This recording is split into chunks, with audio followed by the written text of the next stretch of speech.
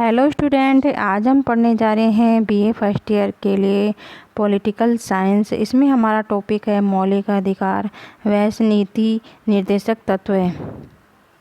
राज्य के नीति निर्देशक तत्व, directive principle of state policy. Answer है हमारा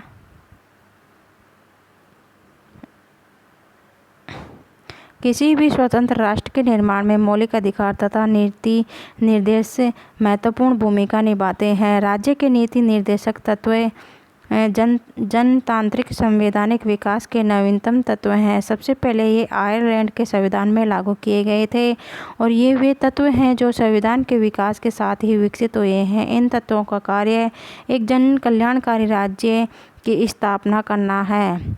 भारतीय संविधान के अनुच्छेद 36 से 51 तक राज्य के नीति निर्देशक तत्व शामिल किए गए हैं। यह तत्व कल्याणकारी राज्य की स्थापना में सहायक है और ये वे आदर्श हैं जो समाज के आर्थिक सामाजिक कल्याण हेतु पूरी किए जाने चाहिए।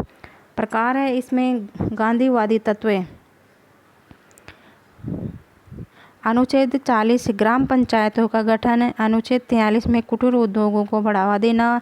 अनुच्छेद 43B में सहकारी उद्योग शामिल हैं और अनुच्छेद 46 में SC, ST और अन्य पिछड़े वर्गों का विकास। अनुच्छेद 47 में नशीली पदार्थों का निषेध और अनुच्छेद 48 में गौ हत्या पर प्रतिबंध किया गया है। और इसका दूसरा पॉइंट है समाजवादी तत्व। समान कार्यों के लिए समान वेतन होना चाहिए। मजदूरों के लिए उचित वेतन होना चाहिए। उद्योगों के प्रबंधन में मजदूरों की भागीदारी होनी चाहिए। काम की न्याय संगत दशाएं उपलब्ध करानी चाहिए। तीसरा पॉइंट है इसमें उदारवादी तत्व। अनुच्छेद 44 समान सिविल संहिता। अनुच्छेद 45 अनिवार्य व निःशुल्क शिक्षा। न्यायपालिका तथा कार्यपालिका से पृथक्करण। अंतर्राष्ट्रीय शांति व सुरक्षा अनुच्छेद 51 में दिया गया है। महत्व क्या है इनका अभी हम देखते हैं।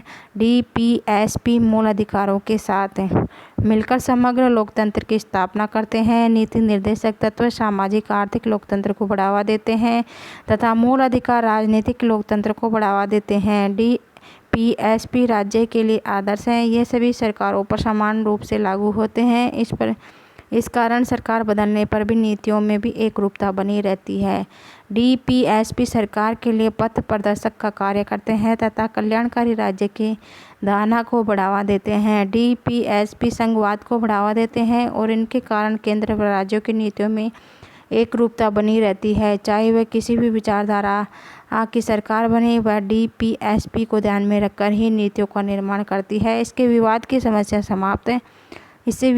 समस्या समाप्त हो जाती है। समस्या है नीति निर्देशक तत्व न्यायालय द्वारा परिवर्तनीय नहीं है। इस कारण सिद्धांत तथा व्यवहार में अंतर दिखाई देता है। जैसे नशाबंदी की बात कही गई है लेकिन ऐसा अभी तक नहीं हो पाया है। DPSP कानूनी दृष्टिकोण से महत्व नहीं रखते। इस कारण न्यायपालिका के निर्देशों का उल्लंघन होता है। जैसे समान सिविल संहिता को लागू करने के संदर्भ में न्यायालय ने अनेक बार दिशा निर्देश दिए हैं लेकिन अभी तक लागू नहीं हो पाया है। नीति निर्देशक तत्व DPSP और मूल अधिकार FR के बीच संघर्ष की स्थिति बनी रहती है, जिसके कारण कार्यपालिका और विधायिका तथा व्यवस्था पालिका के बीच संघर्ष होता रहता है। यह स्थिति लोकतंत्र को कमजोर करती है। मूल अधिकारों तथा नीति निर्देशक तत्वों के बीच में अंतर है। FR इधर ब्लू से लिखे हुए हैं और DPSP इधर रेड कलर से लिखे हुए हैं। ये न्यायालय के द्वारा परिवर्तनीय है और DPSP ये न्यायालय के द्वारा परिवर्तनीय नहीं है। ये राजनीतिक लोकतंत्र को बढ़ावा देते हैं।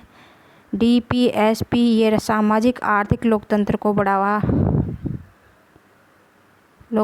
बढ़ावा नहीं देते हैं। इन पर युक्त प्रतिबंधों की व्यवस्था है और इन पर प्रतिबंधों की व्यवस्था नहीं है। इनकी प्रकृति मुख्यतः नकारात्मक है और इनकी प्रकृति सकारात्मक है। ये व्यक्ति व नागरिक को प्रदान किए जाते हैं। ये राज्य के नागरिकों के प्रति कर्तव्य हैं। इनका आपातकाल में निलंबन किया जा सकता है। इनका किसी भी परिस्थिति में निलंबन नहीं हो सकता। ये थे हमारे नीति निर्देशक तत्व। ओके स्टूडेंट, आपको मेरी वीडियो या मेरे नोट्स अच्छे लगते हैं तो इसे ज़्यादा से ज़्यादा लाइक करें और ज़्यादा से ज़्यादा इसे शेयर करें।